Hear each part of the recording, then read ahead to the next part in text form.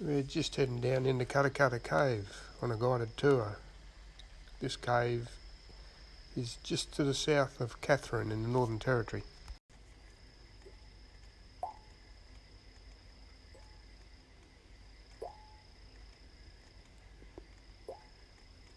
Stories they fell down near the entrance of the cave. I heard that. When he returned to Katherine, he told the people of Katherine about the caves out here. From then until the 1960s, this particular cabin became a popular picnic spot. So they used to come out here with their picnic baskets and their hurricane lanterns and have parties out here. So, having done so, they did leave behind quite a bit of rubbish. A few examples we have on our table in the kiosk. No doubt if we were allowed to dig down through all the silt off to the side here, we would find a great deal more as well. But they did also souvenir some of the stalactites from the cave, but the story does get a little bit grimmer than that, because then in 1944, the area became known as 16 Mile Camp, and it was one of the many army training camps during the Second World War up this way. Now, some of the riflemen used to come down here with their 303 rifles, and they used the stalactites for target practice. So unfortunately, they did a great deal more damage to the cave. They shot off some of the largest stalactites, unfortunately. However, as you can imagine, high-powered rifles in a cave is probably not really intelligent. Not for years, no. Which some of those gentlemen did find out, because it is said that some were discharged with hearing loss. So perhaps a little bit of payback, who knows. Anyway, out of all the bad, a little bit of good.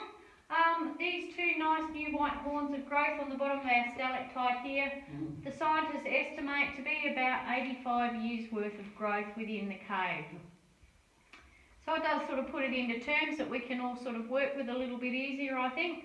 So the cave is generally active between about November, hopefully when the wet season starts, and the end of April.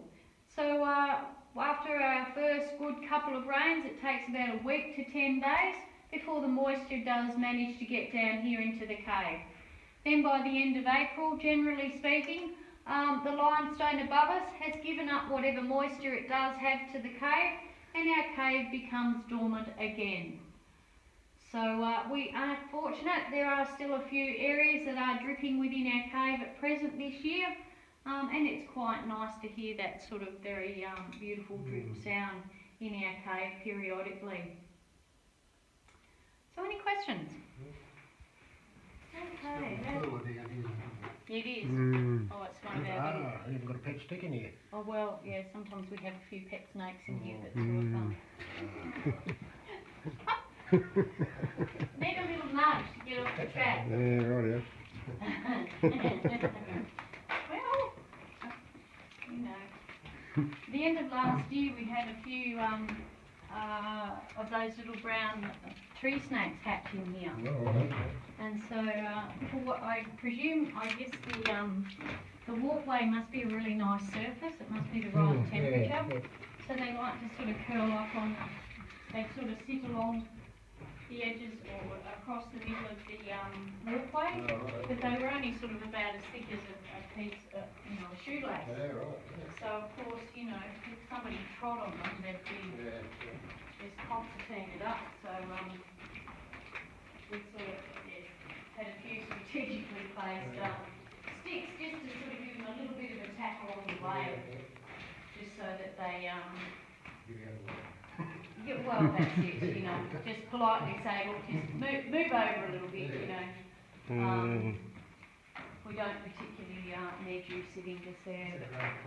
It is, isn't it? And still quite beautifully growing. You can see that new growth over the other side where it's been trickling down, and we've got that bit of sparkle. Yeah, there's a few of them have got tiny little sort of cracks through them. But they seem to feel they are quite stable. They might take up another couple of million years. Well, that's it. And then these beautiful ones up here. Sometimes they call them, pass them as angel's wings. I think that's a beautiful name for them. It kind of looks like celeste, I think. That's it. The girls have taken off. Yeah, I've seen it. I've seen it like. Something like that. Gave her a lot of torch and she broke. Well, that's all right. But that's why I guess I gave her the torch, because I thought she did exceptionally well. She was a bit claustrophobic, so Yeah. she got all the way to the back Yeah. and saw everything. And it is pretty warm down there, so that's another added incentive to get out sometimes.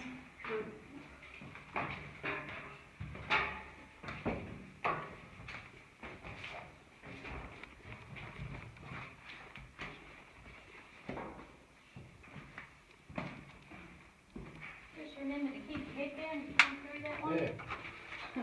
Feet up and head down. Yeah, well. I won't go any further. I'll be good. Impatience there, I won't take it.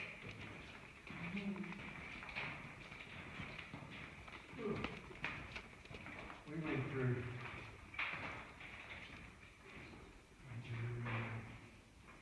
Christ, we went through Estonia. Yes, yes, Estonia caves. yes. We were lucky we got off the train, walked out there and got the 12 o'clock tour. Mm-hmm. And they take you in this train. Oh, okay. They have a concert in the main area. Oh, yes. It holds 5,000 people. Oh, wow. This is in the cave. Yes. And in that cave where they hold concert, because they've got toilets and everything. The only way in and out is by train.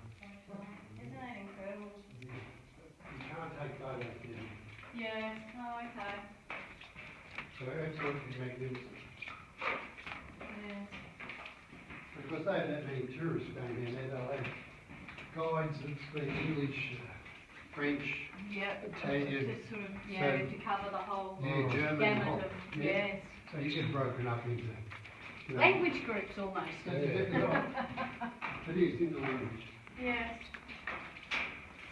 Oh, clever idea, isn't it? Yeah. Oh, Yeah. oh, right there.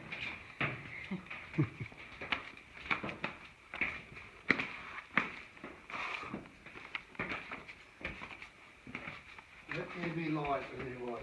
Yes, that's the one. Oh, just look at that. Yes. Yeah.